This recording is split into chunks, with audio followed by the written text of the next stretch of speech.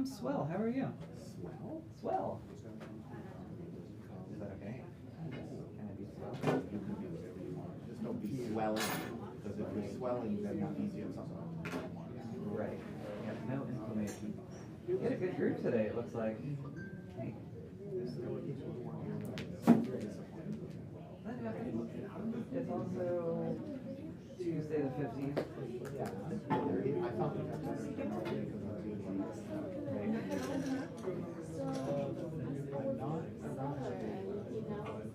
About people not doing it. I don't understand. It happened. I know. Is it just my impression though? It seems like attendance has been going in the right direction. Some of our pictures. Not really? We had 4, well, no, there were 4. All right. We had 10 2 weeks ago. Oh.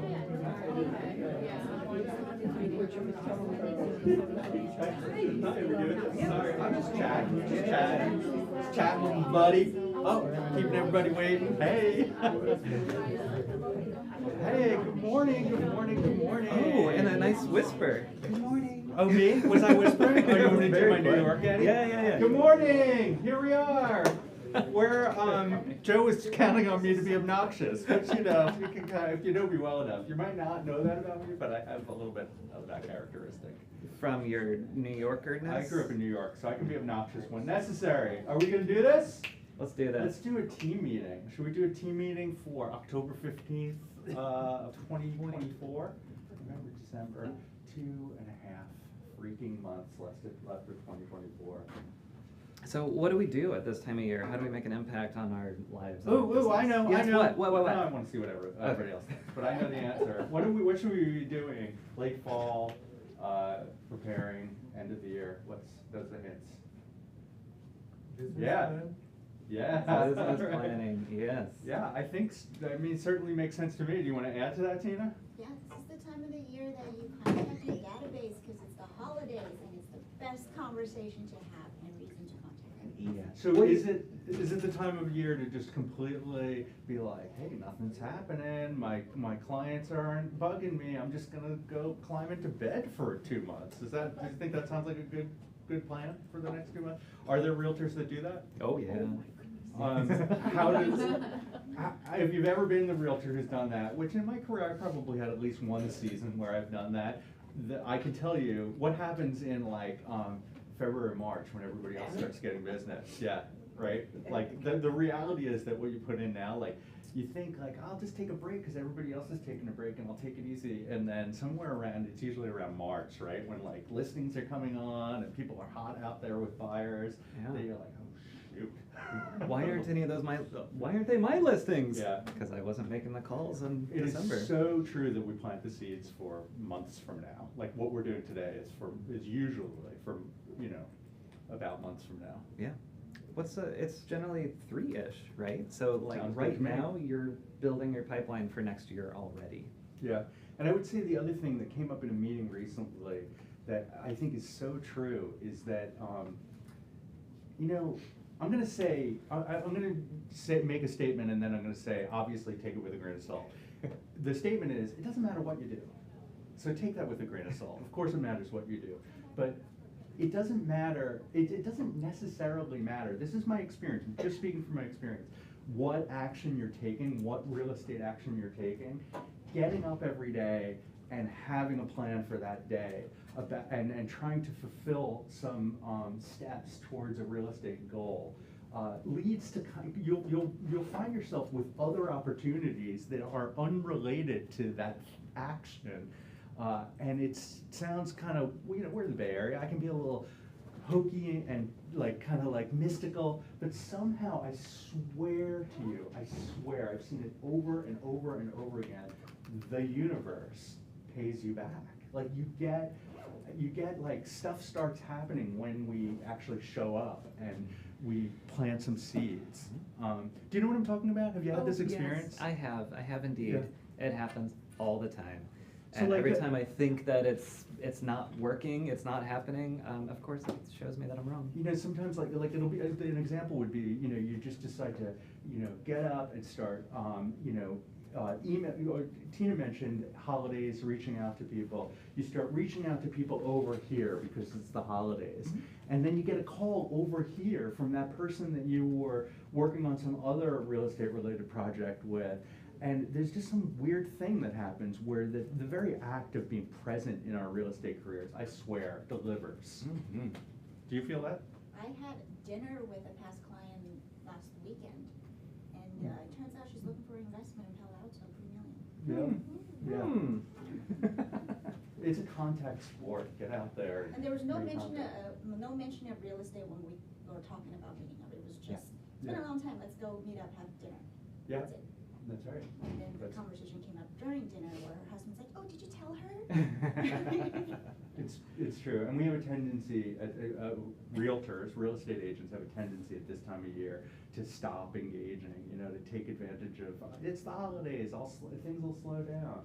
But you're really gonna find yourself in a rut in the spring if you're not building towards your 2025 business. And in that, along that line of conversation, we do have some tools, we have some resources, we have business planning clinics to help you kind of set straight some goals for 2025. Yeah, there's a series of them going on around the Bay. We'll get to the slide about the one that's happening here in this room in just a minute. But tomorrow, there's one in Oakland. Do you know if there's still room up there? There is still room in the Oakland Market Center for the, Rob Eigner is going to be doing, he does a business planning class every year. He's one of the, you know, the TCG Cunningham Group partners. I'm looking at my calendar because I'm gonna find out what time that's at. And he's an established real estate agent and investor, and previously at least a MAPS coach, super smart guy. He does, business planning is kind of one of his Passions. He Passions, loves it. yeah. And it's a good one. I'm gonna have to, we'll have to get the date to you, the times to you, because I'm not seeing it. Why not? It's on my calendar. It's Yeah, tomorrow yeah. at 10 o'clock. Tomorrow Amazing. at 10 at the Oakland Market Center. Oh, no, I'm No, sorry. it's at noon. I was It's looking at noon something to- else, noon you're to right. 4. Noon to 4 tomorrow. I tried to It's trump gonna me, be noon to great. 4 Everyone should go. tomorrow. Rob is great. If you've never met him before, he's just a Mm-hmm. fabulous, Yeah. fabulous. Yeah, and you know, you're really actually putting pen to paper. You're Yes. actually like looking, you know, if you do go, bring your numbers, you know, bring, you know, what you're prepared and willing to budget, bring bring an idea of the kind of money you've spent on real estate in the last year and what you've earned. You know, have a sense of kind of what your business expenses are, and he'll make you put pen to paper and make some decisions about 2025. Yep. Cool. So if you guys are interested in that, just come up to one of us after this and we'll get you the. And there'll be specific one details. here for Michael Putnam's Well, gonna. yeah, do we'll one. get it on the, it's Okay. not the next slide, otherwise I would have it up right now. What is the next slide is, our special Procasa deal, fall special, goes until the end of the year. For $30 a month, you can have it help manage your social media, scheduling and creation and all that stuff. So if you wanna give it a shot, they're still doing a 30-day trial, so that's like, and there's flyers all around. So if you haven't done your 30-day trial, why not? It is free.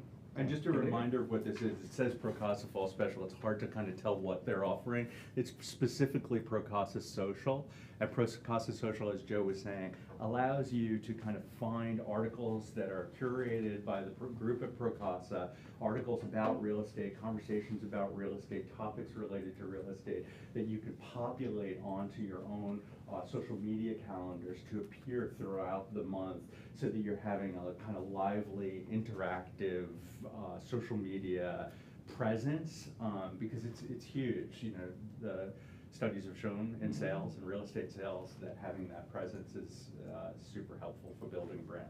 Mhm. Alrighty, so Interland, Mike Houghton was here, Houghton, I don't know how to say his last name, was here last week, 2 weeks ago? Oh my goodness. 2 weeks ago, 2 weeks ago. So just a reminder of what this is all about. So this office has partnered with RE Mortgage Advisors. which is through the IntroLend platform. Really easy way to get your clients pre-approved. You can either have them scan a QR code or send a quick email off to them to start the process. So it's a little bit of leverage to get that relationship moved forward to the next level. Many of our agents are also investors in this company, and you can be too, but that's a separate conversation. And because it's However, if you're app-based interested. also, it's a great tool for open houses, and if you're a newer agent and you're making new relationships at open houses, the idea of being able to kind of like hand off Mhm. a new acquaintance or real estate relationship right to a lender is pretty cool. Absolutely. I just wanna add, Michael is great. I had Mhm. clients that talked to him and they just love him, because he's very, like, he's detailed in explaining about their situation and what is best for them. He's not there for just like selling a product and just trying to get them in. Like, he actually explained to them what is the best situation for them. He seems So to, they love it. They yeah, love he it. seems to bring a lot of ease to There's my a certain clients. down-to-earth quality Yeah. that kind of helps with all of this, I think. Right, Yeah. to help give our clients the confidence they need to make these big decisions. Cool, thank you. So he's, oh my goodness, what am I looking at? Oh, okay, so, yeah, so there's more REMA, there's a lot of words up there. Lots of loan products that they have. I've got clients that are doing all sorts of crazy stuff with REMA, cross-collateralization, bank statement loans, all that And, stuff. and this non-qualified loan is particularly advantageous for those clients or yourselves, the independent contracts of the world, who, you know, don't have that traditional W-2 salaried employee kind of financials to provide. So he has solutions. Mhm. All right, what's coming up here? We got Ignite happening tonight, or sorry, today, tomorrow, and, nope, today, Thursday, and Friday. Skip for now. Sorry, I don't know what's going on here. Skip for It's now. okay. So, KW Advisors, version of our extended RPA class is taught by Jean Gallagher, and she does it in 3 parts. It's a good 8 or 10 hours worth of RPA. So I teach a more abbreviated version that focuses a lot about the moving parts that are in the grid. But Jean does an extensive paragraph to paragraph look. So if you want to take that. And so if you really want to understand the contracts. And you should. It's our obligation to read these contracts Mhm. clearly, to have nerdy conversations with your broker about it. So call me anytime you want to discuss any paragraph of the purchase Me too. agreement. Thank you. Because and Steven, I love that. we all know Steve Pierce is a master of the purchase agreement, and I'm sure Joe has got lots of tidbits to share too. It's what separates us from our peers out in the Mhm. market, is our mastery of the documents. It's what protects our clients, and it's where we bring value. In my mind, it's where we bring the greatest value.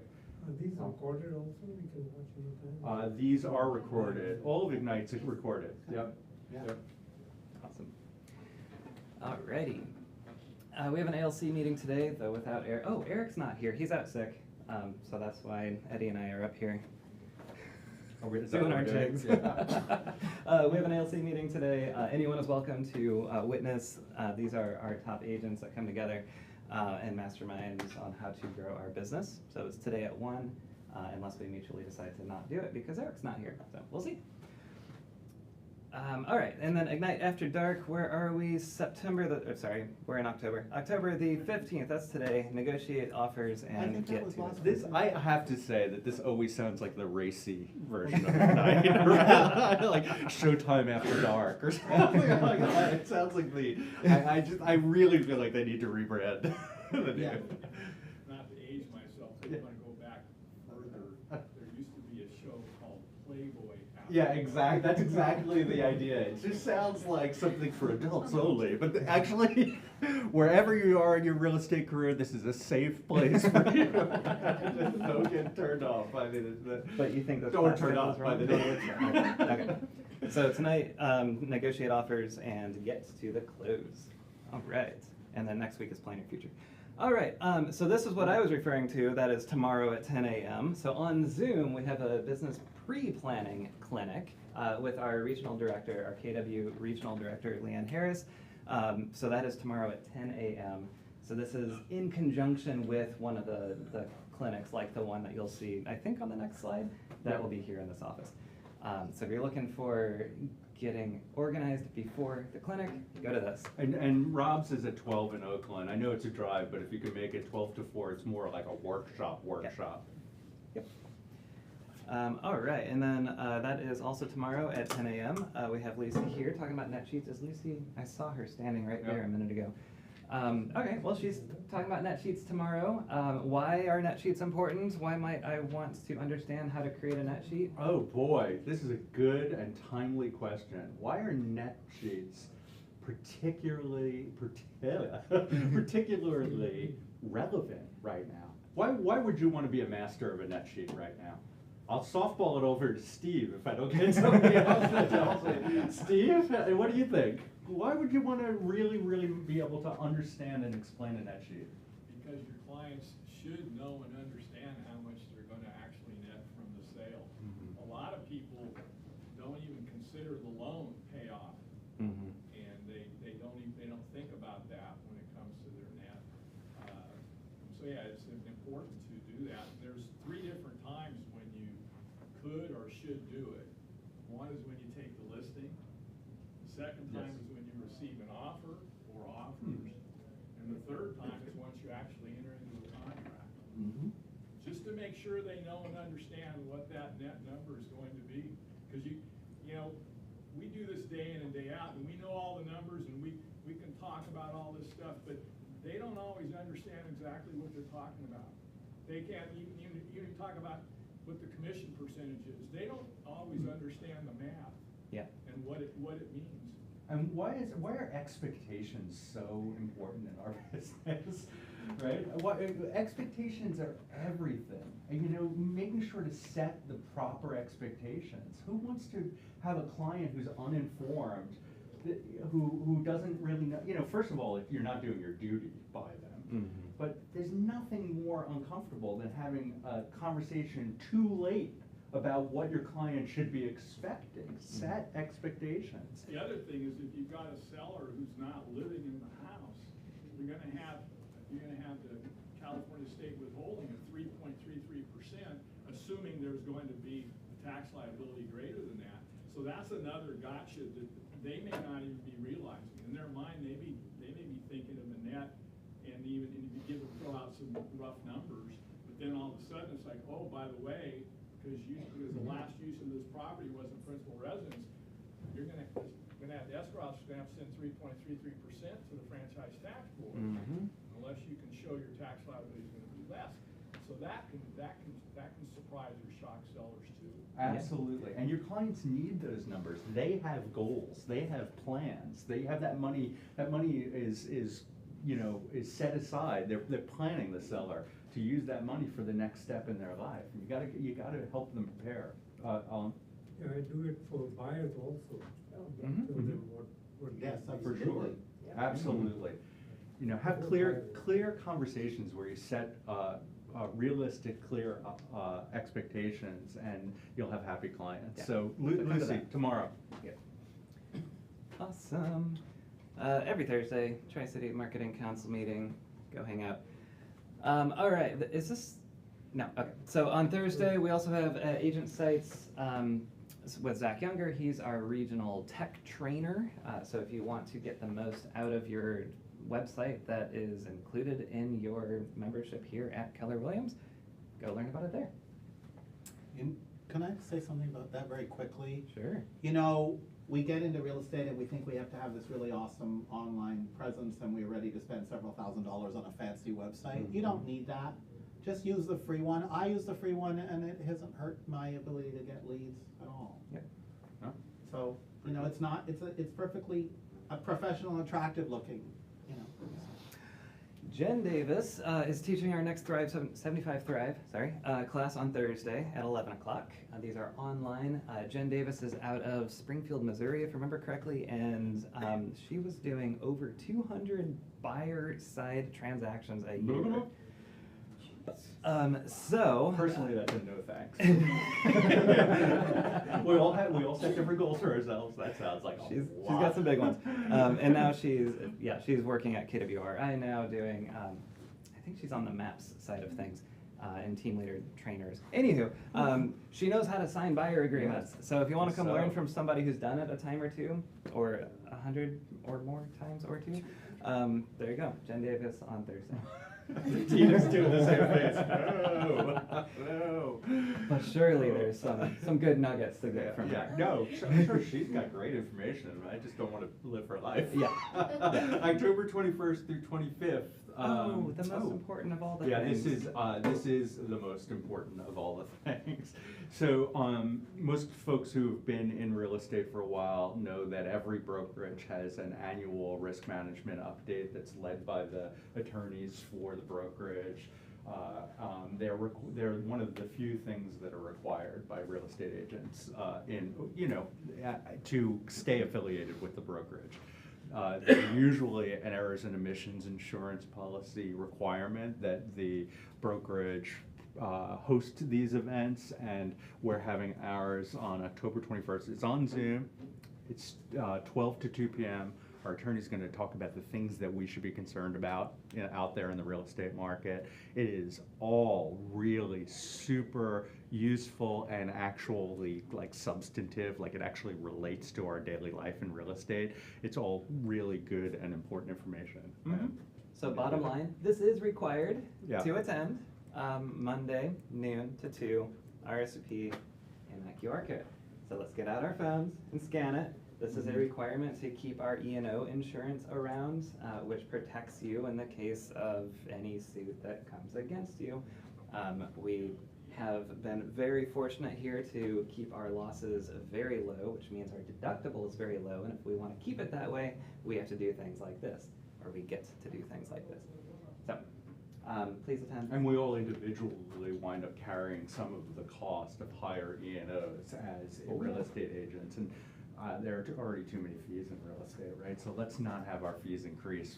This is a way to keep them down. So show up. We still have some scanners, all right. Okay, cool. There's flyers around, I'm sure. Every Tuesday, you guys know this, Stephen's around teaching, running the PC Boost. So if you want some accountability, there you go. And you want to speak to this one real quick? Next Tuesday, I'm gonna be talking about joining teams. A lot of people think that joining a team is like a panacea. It's like this sweet, quick track to success. Mm-hmm. And it really depends. So we spend some time digging into the pros and cons of teams, how they work, how it impacts commissions, and what's the good and the bad of it. Good, bad, and the ugly. And they all work differently. And they all work differently, and that's- many that's are all part of structured it. differently. And, Yeah. Your Canadian snuck out there a little bit. Oh, okay. Well, I'm proud of that. About- It's where I'm gonna flee if, oh, never mind. Moving on. All right, this is almost certainly gonna get pulled off the calendar, so I'm just gonna run through that. Disclosures. Tell us about disclosures. Wednesday. What do you want to know, Joe? Wednesday, the 23rd. That's actually it's actually going to be a 3-hour class. Sorry, everybody. It 10 says to 10 1? to 12, 10 to 1. I have to change that. It's a 3-hour class where we're going to go over our standard disclosure package. So those things that are statutorily or contractually required, those CAR documents that we want to see in every file, the KW documents we want to see in every file, and we go through them one by one, and we talk about what the document is meant to accomplish, some of the substance of the document, and how to have intelligent conversations about them. So But that's- Eddie, how does that help me sell more houses? I was gonna say, I don't want you selling houses if you don't know the disclosures, which is the truth, but that's not an answer to your question. We have an obligation, we have a fiduciary duty and an obligation to treat our clients with the kind of care that we would expect in a real estate transaction. We're, real estate agents try to do everything in the world. But really what we should be trying to do every step of the way is we should be trying to act as a good resource and a good place to go for information. We're there to send people to the right information. So we don't act as lenders, we don't act as inspectors, we don't act as insurance providers, but we are going to be, we're going to be able to, our job is to find the right people for our clients to talk to. Our job is to direct people to good information. The disclosures that we have in our real estate transactions, it's all of the good information to make sure that a buyer is informed about the process, the property that they're purchasing. The disclosures for a seller are the seller's opportunity to have a thorough, forthright conversation with a potential buyer about the property that the buyer is gonna purchase. It's fundamental. It's fundamental information. It is the greatest service we can give our clients is to make sure that they understand this very expensive product that they're buying. And that's what they do. Beautiful. Mhm. And one more comment, and it's Yep. very important that the seller puts everything down. Absolutely, Oh, and we'll talk goodness. about that in the Okay. disclosures Yes. class. Thank you, Pat. Yeah. Yep. All right, next Thursday, Jason Flynn, former team leader right in this room, is speaking on Facebook ads that actually get you leads. Who spent money on Facebook ads and threw it down the drain? Yeah, I've been there. Jason yeah. has actually done it and produced real leads. So come learn from him. That is next Thursday online as part of the 75 Thrive. Okay, this is the broker, this is a little broker corner section. We've had a lot of mini Oh no, broker I corners feel like today. my highlighted sections have disappeared. Did they not come through in the doc? On the second page? Nope. No, it's okay. Okay. Okay, so I wanted to talk to you, actually, there's something missing here. The title's missing. Yeah, are we?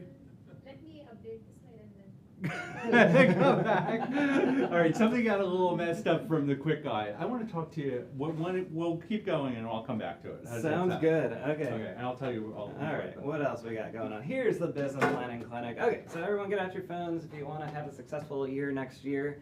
This is where you lay the foundation. So on the 29th. This is Tuesday the 29th. Fremont office business planning. So In this we were room. talking earlier about Oakland doing one. We'll be, Mike Putnam will be teaching 11 to 3 on the 29th. Yep. No one, there we go. Getting some phones out. Right So up there, here. and there's also sheets around. Yep, so in this room, set a solid foundation for your 2025 by creating an actual plan and understand the accountability that is needed in order to follow said plan. Mm-hmm. Okay. All right, we've got BMO coming on, where's the date? There it is, the 30th, 11 to 12. This is a lunch provided class. So he's going to talk about using oh my goodness, we talked about this. This is specifically for non-citizens getting loans, if I'm remembering correctly. So if you have non-citizens that need some loans, this would be a resource to check out and get free lunch. We've got Tony G coming back to Palo Alto this time, teaching an all-day session. He was, I don't know if you guys remember, he was in this room, taught an amazing class for 40 or so of you. So this one is on the 6th of November in Palo Alto, 9 to 2. I think we might have the next page on what he's covering. Nope, I lied. That's okay. Oh boy, now I've done it. All right, well, anywho, he's coming back on the 9th. There we go, for, talking about future-proofing your real estate business. So it'll be a big event, great opportunity also to network with potential referral partners across the Bay, and we'll have people from our advisors' offices all over the place attending as well. So come check it out. Lunch provided. Mm-hmm. Alrighty, we got our potluck coming up. There it is, November the 7th in the afternoon, 12:15 to 3:30. So sign up with that QR code and bring us a yummy dish, and that's always a fun one. We don't have anyone to Celebrating holiday traditions from around the globe. So bringing a variety of different cuisines. Yum. Should I try my grandma's cannoli? Your grandma's what? Cannoli? Yeah, you should. I don't know, it seems hard. Okay. Have you done it before? No. Then no. You wanna be an experiment? All right, congrats, Jimmy. He's not here. Closing his first deal with us. Yay. First deal with PC program. Let's give it, even though he's not here. Yeah. We want to encourage and like really cheer each other on because that's The very mentor cool. is here. What's that? The mentor is here. The His mentor mentor, is let's give here. his mentor. Who might that mentor be? The But, just to add, what we were talking earlier in terms of, why it's important to know disclosures. One of the first offers we got, if we go by DRE numbers to sort of date our real estate experience, it was a Compass agent, 200, so, reasonably experienced you would. Doesn't mean anything. Doesn't mean anything. I've learned over Compass time. agent, right? That offer, at one point I had to tell Jimmy, if you do one more point in the counter offer, you've basically written the whole offer for the other side. Yeah. It's like, everything is checked seller, whether it applies or it doesn't apply. Is there any point of sale requirement? Is there any city transfer tax? Does not matter. Everything seller. What kind of an offer is this? That's why I think, just understanding contracts. What are you telling your clients? What does it mean? What are the implications of what you're marking there? Is so important. Yeah, and if you're on the buy side, like part of what you're doing is telling a story for the seller Yeah. to accept your client's Yeah. offer. This was just the first offer didn't work out. Yeah. Terrible. Yeah, don't make any, Imagine why. don't make any assumptions with license numbers. Don't make any assumptions with the word broker next to somebody's name. I've learned over the years, You show up as the professional who understands these documents and is looking after the best interest of your client. And sometimes we are the only real estate professional in the transaction, even though there's another license number on the contract. So, congratulations to Jimmy. Hey, do you wanna, He's do you wanna smart go back chap, to too. He's Broker been Corner, really- or let's, Are we ready? Yeah. let's finish our welcomes finish? first. I Yeah, think we we can got, let's we do got, Magda, who just joined us. Is she here today? All right, if you see Magda, say hi. New agent with us, as well as Venkatasan is, yeah, hi. Do you wanna Hey, introduce yourself real welcome. quick? And pronounce your name for me, cause I'm sure. I think I go with Venkatesh, and Venkat.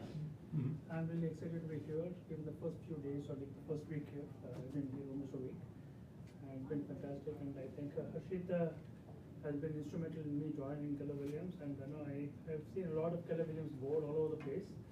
One of my friends was instrumental in getting me towards the real estate career, and I don't want to take much of the time basically, but I think I was in the technology space, and he's my mentor, and it's been wonderful so far. All right, Thank well, you, guys. welcome. Yeah, very, very nice to meet you. Everybody say hi after the meeting. Very happy to have you. Yeah, and Ali, is Ali here? Okay, if you see Ali, say hi as well. New agent with us. All right, let's jump backwards. I think I have to hit the refresh button, so excuse me. Wow. Okay, so I know where we're going, so I'll start by telling you why I have this slide. I have this up.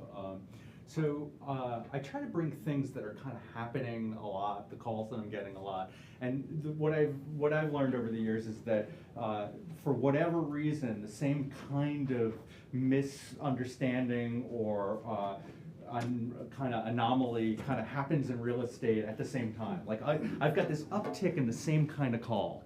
And the call that I'm getting a lot lately is that maybe a year ago I was getting this call a lot, is, hey Eddie, first let me tell you, don't worry too much, there's no deposit been made. Okay, let me tell you the situation. And I'm always kind of pushed back by that first part, right? I'm bracing myself is what I'm doing.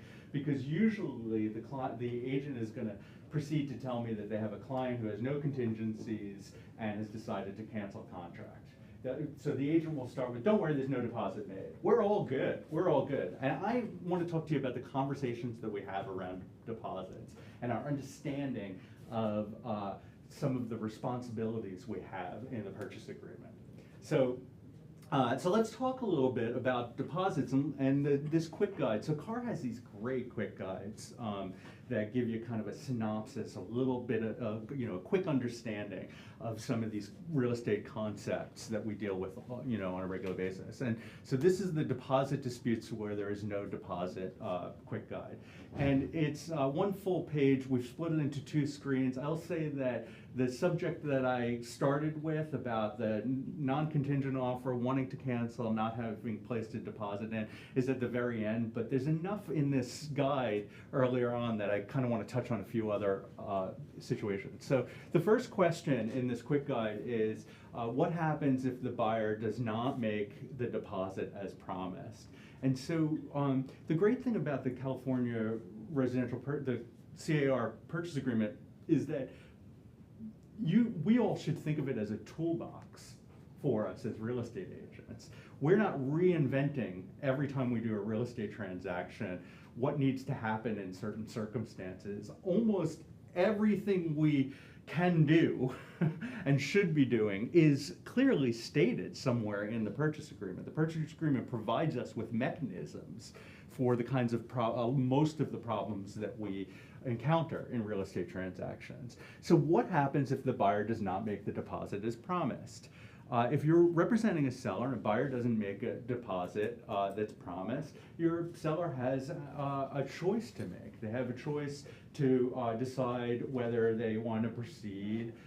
They have a choice to decide whether they want to use the tool in their toolbox, which is a notice to perform, and kind of try to light a fire under the buyer to get to meet their contractual obligation or not.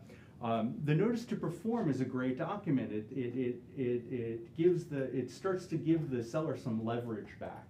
The buyer has a contractual obligation to put the deposit that they promise into escrow in the 3 business days or whatever they indicate on the RPA. And if they haven't done so, a seller can try to compel them with this form that gives them a couple of days to meet their obligation. And the beauty of the notice to perform is that the seller opens up a right that the seller didn't have previously at the end of that period. The seller has the ability to cancel. So it's important to understand the notice to perform, because a lot of agents bat around the idea of just send a notice to perform, just send a notice to perform. And when you send a notice to perform on behalf of a seller, after the time runs out, if the party that's been compelled to complete their contractual obligation hasn't done so, the seller gains a right that they didn't have. They gain a right to cancel. There's a huge misunderstanding, huge, in our real estate community, that the seller can send that notice to perform, cancel, and then pursue the buyer's deposit. Paragraph 14 of the purchase agreement clearly states that it's actually a trade-off. That I can compel you to meet your obligation, to put your deposit in or remove your contingency or whatever it is. And if you don't perform, I, as the seller, have an ability to cancel, but it's a trade-off. I'm not going to just pursue the deposit. Huge misunderstanding. I can't tell you how many people think that the client can go after the deposit at that point. But at least now the seller's got some leverage, right? The seller has the ability to motivate the buyer, and the seller has an option so that they can keep moving on. So that's the first step there. You can decide to send a notice to perform and move on if you're that person. The second, that seller that's been that seller in that situation. So the second option here is seller can do nothing and wait to find out if the buyer closes. So the other option for a seller is that they can try to see the transaction through. Now, the buyer has failed to meet a contractual obligation, and if the seller holds out and waits, and the buyer continues not to perform, the seller at the end of the transaction can give a demand to close, and if the buyer still doesn't close because whatever reason they've just gone missing, then the seller is reserving some rights after that demand to close to potentially pursue deposits. But the seller only really has a couple options there. Let's go to the second page, because what happens if there is a signed liquidated damages clause and buyer does not make the deposit? So this I find really interesting. A liquidated damages clause only allows the seller to pursue the deposit actually paid. So the whole concept with liquidated damages is that you're kind of isolating and identifying a specific number that will be used as damages. It's, we cap it at an amount and we say that's the damages if there's some kind of dispute. But arguably, if no deposit is made, the liquidated damages clause is invalid and of no effect. So the seller, after following that demand to close process, the seller who actually holds out and tries to see if the buyer can close, should be able to pursue the buyer for actual damages resulting from the buyer's wrongful failure to close. If a court agrees, which might under the general rule that a person, the buyer, cannot take advantage of their own wrong, the failure to make that deposit, and in that case, the damages amount would not automatically be set at that deposit amount, and the seller would have a burden on them to prove what the actual damages were. But then we're left in this world where it's an open question, right, as to what kind of damages actually took place to the seller, what kind of financial damage that they experienced because that buyer failed. But if it can be proven, theoretically, it could maybe exceed that capped liquidated damages amount. So the idea here is the second that if the buyer is repudiating the contract, that piece of the contract by not doing as they're supposed to do and making the deposit within those 3 business days, that there's an argument to be made that it's no longer relevant and that the seller can pursue whatever, the seller can pursue, potentially more in damages. So there's a cautionary tale there too, right? About the idea of not meeting your obligation and putting in the damages when your desire is to have a liquidated damages that's capped at a certain number. But here's the main piece of why I wanted to bring this up today. What happens if there's a signed liquidated damages clause, no contingencies, and the buyer does not make the deposit as agreed, but then cancels in writing without a contractual justification? So since the buyer has already repudiated the contract, the seller should be able to immediately pursue the buyer for damages for failure to close escrow. However, a more cautious approach would be to wait and give them a demand to close escrow and go after damages. So this is the part that I really wanted to bring up to everybody in this room is I get the call quite often that is no deposit's been made, so and my client doesn't have any contingencies, but they had cold feet from last evening at 6 p.m. when they ratified a contract to today, and they want out. And I've had agents imply to me, at least, that they've told their clients, don't worry about it, no deposit is made. And it's simply not true, that there is no potential consequences to trying to cancel a contract just because there's no deposit made. And we, as realtors, have to stop with irresponsible language like that when we're talking to our clients, particularly about deposits. Because I've heard so many irresponsible conversations. I've been kind of like in the periphery of so many irresponsible conversations about deposit, or I've heard about them later. So the first point here is you're wrong if you think that there's no specific, or that there are no potential consequences to trying to cancel contract just because a deposit hasn't been made.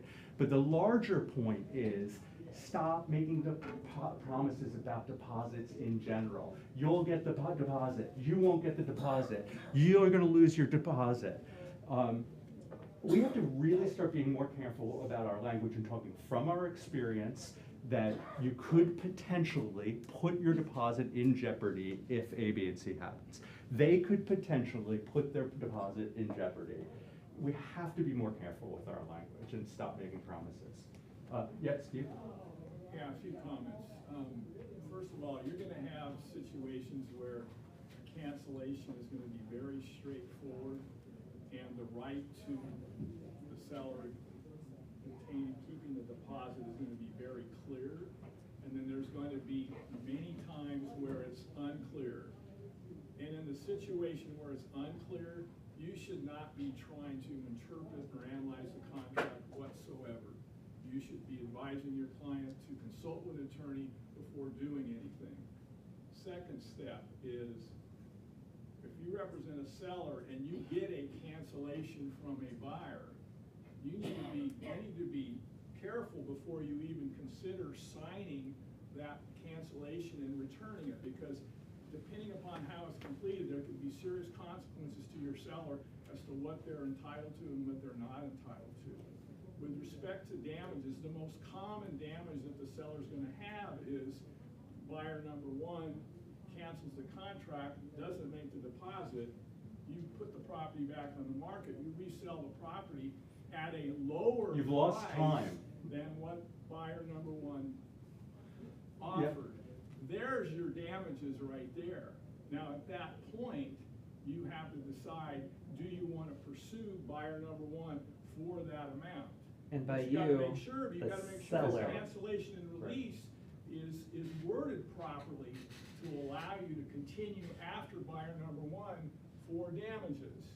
And that's where you can mess up if you don't fill out that form properly. That's correct. And I would say just a couple of things. One is that we've talked about this before even recently, but the cancellation is two parts, right? There's a first paragraph and a second paragraph. It's really important to understand that. The first part deals with the actual cancellation of the actual purchase agreement, and that can be done unilaterally. And sometimes it's done without cause, but once that signature is there and sent to you, that person is canceled. The second part talks about the disposition of the deposit and closing out escrow and what happens next, essentially. That's the really important part, that if you have any questions about ever, and if there's ever a thread of ambiguity about who's in the right or who's in the wrong, you should call me, and we'll maybe call BRLG, or we'll talk it through, because it's super serious. And to Steve's point, so that you understand this concept of damages, it's great to throw a scenario out there. So when Steve threw the scenario out there about the party number one canceling and the seller having to go back on market, most of us know in this hot, aggressive Bay Area real estate market, we think of it as kind of having that one real shot, that one good shot when we to come on the market. We've got all of our marketing together, we've done our open houses in a certain way, and we're lining up that perfect competitive offer day, right? So we use our one shot on that buyer that gets accepted into contract, fall out of contract, and then we have to represent the same property to the market. And oftentimes, I think there are people in this room who have experienced it, we don't have the same kind of compelling argument we had the first time we came off, and our offers don't look as good. Right? So the delta between that new offer that doesn't look good could be the actual damages proven and recouped by a seller if they're successful in a dispute. Yeah, two other Could be. points. One is, when you're representing that seller who's had a cancellation by buyer number one, and your seller has not signed the release portion of the cancellation form, you can resell the property, but you need to include a condition in that contract that says this agreement is subject to seller receiving a fully executed release of the existing agreement. Because otherwise, you've sold the property twice. Right. And I've been the broker on that end of a deal, and that's not a fun place to be. Okay, so you need to be very mindful of that. Now, there can be circumstances where your seller may need to consult with an attorney to decide which way do you want to go. Do you want to try to hang on to buyer number one and go after them, or do you want to let them go and move on? I can tell you, in my experience, most sellers just want to get rid of them and move on. They don't want to worry about that, because there's going to be attorney's fees involved in trying to pursue that damage claim, and they may or may not get their attorney's fees. So there's a lot of moving parts there. Agreed. That's one thing to remember. The other thing is, quite often you'll get a situation where they do sell it for less, and there's your damages. Now, that can sometimes put pressure on the buyer's agent and the buyer, depending on who they talk to offer money. Now, the other thing is, just to segue, let's assume you have liquidated damages in the contract. We've had scenarios where we get, in a multiple offer situation, one buyer makes a ridiculously high offer for the property. Liquidated damages is part of the deal, their deposits in escrow, and then they cancel. Well, then the seller puts the property back on the market and sells it for substantially less than the 3% amount. Well, the seller's only entitled to the 3%.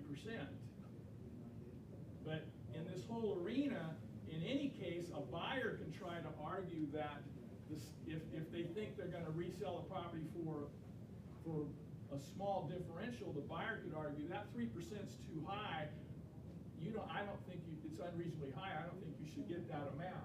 Well, in the case where the property gets resold for way below, that buyer has no argument.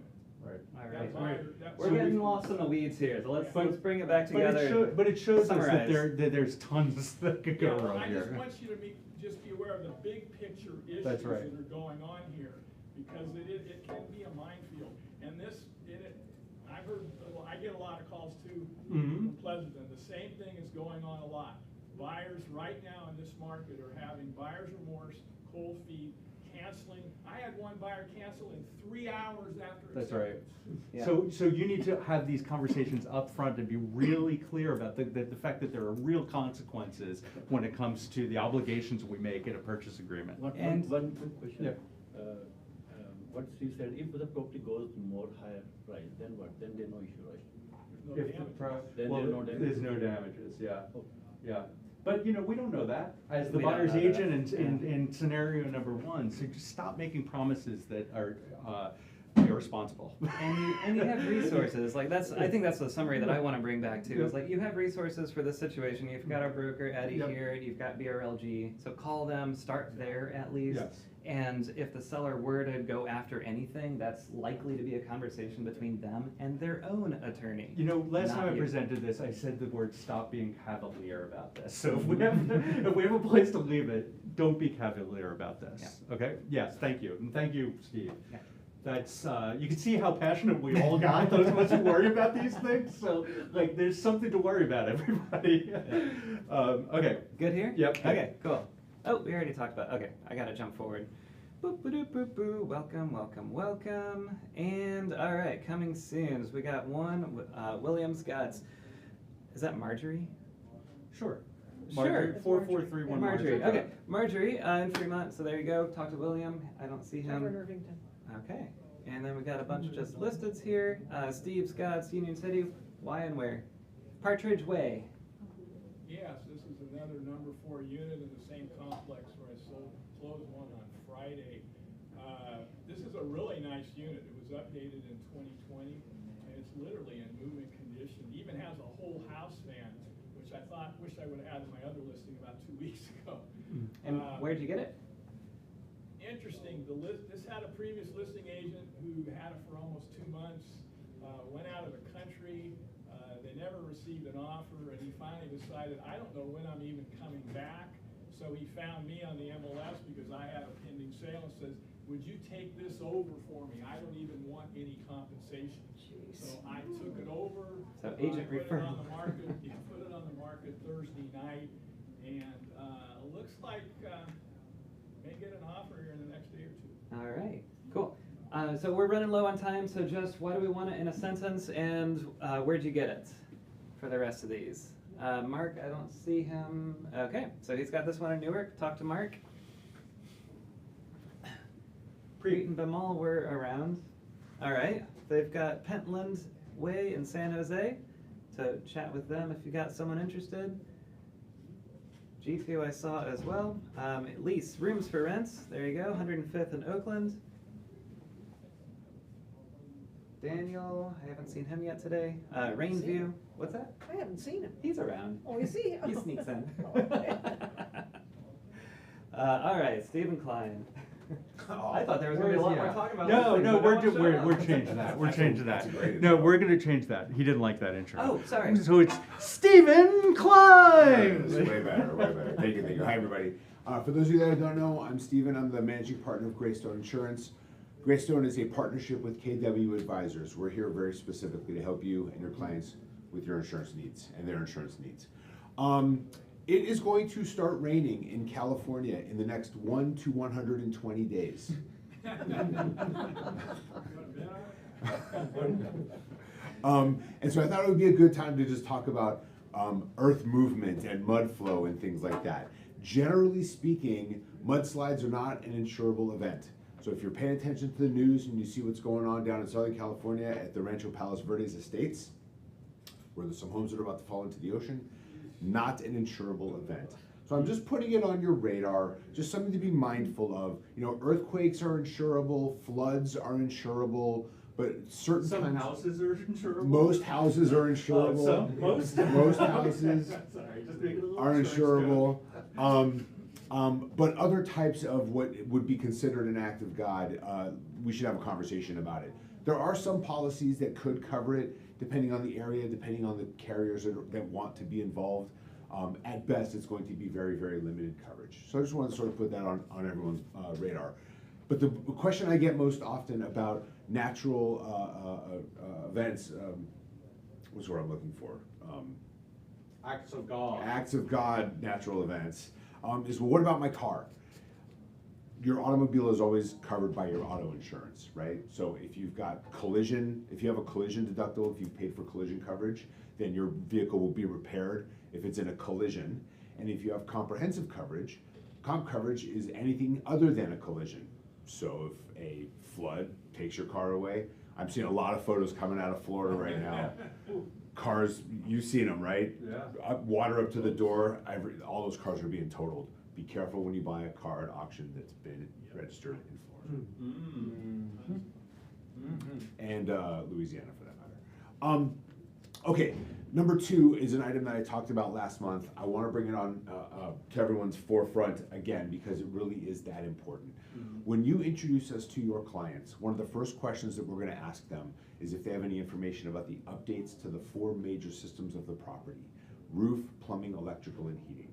The insurance companies that are still writing new business in California are laser focused on those 4 systems, because when those systems fail, that's what leads to insurance losses, right? And so they want to mitigate their exposure early in the process instead of having to pay a claim.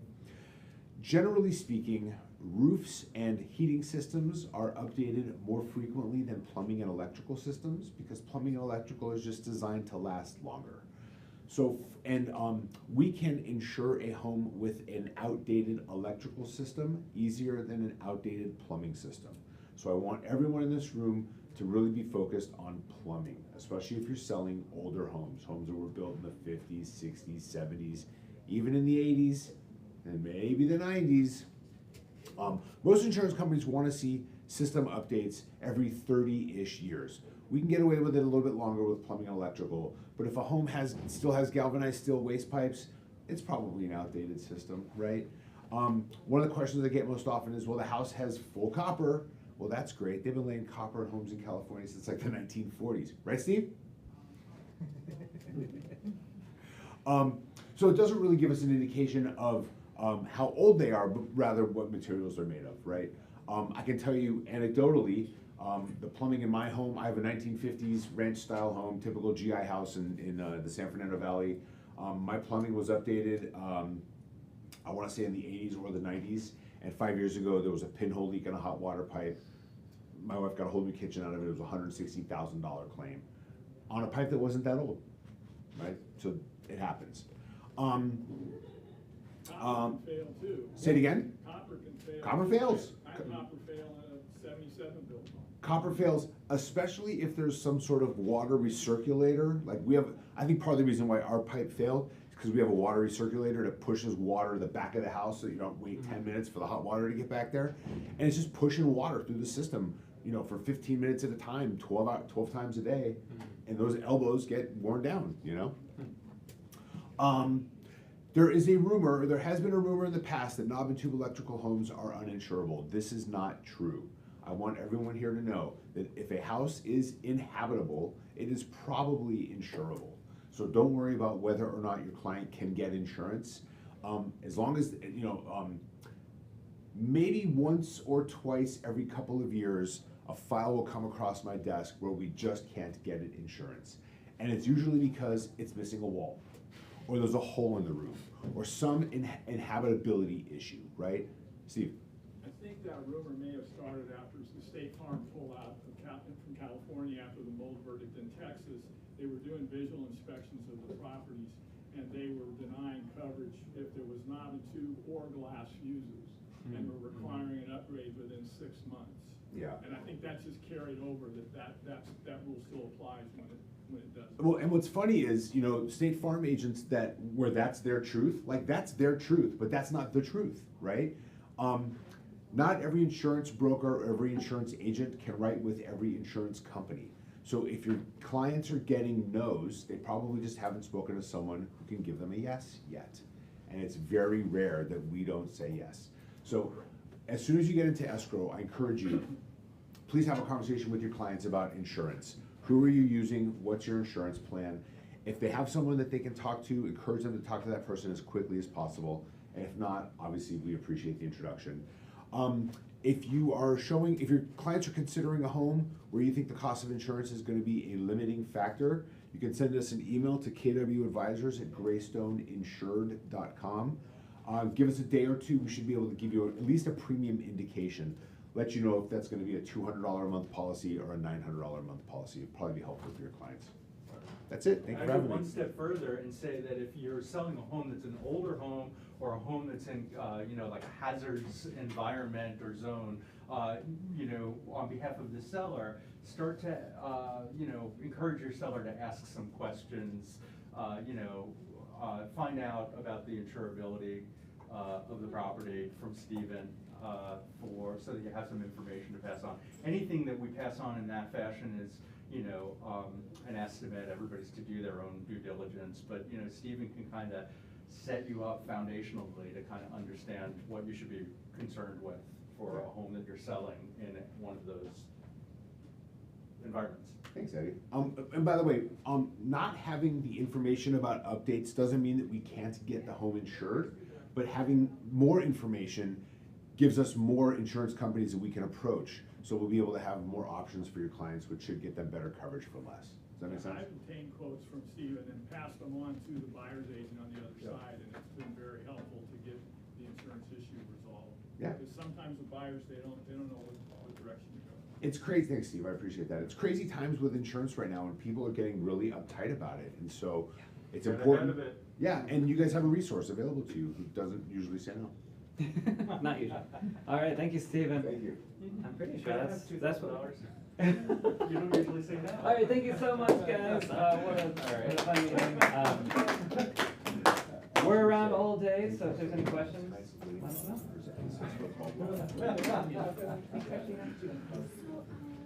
See you. You're gonna go to Mexico.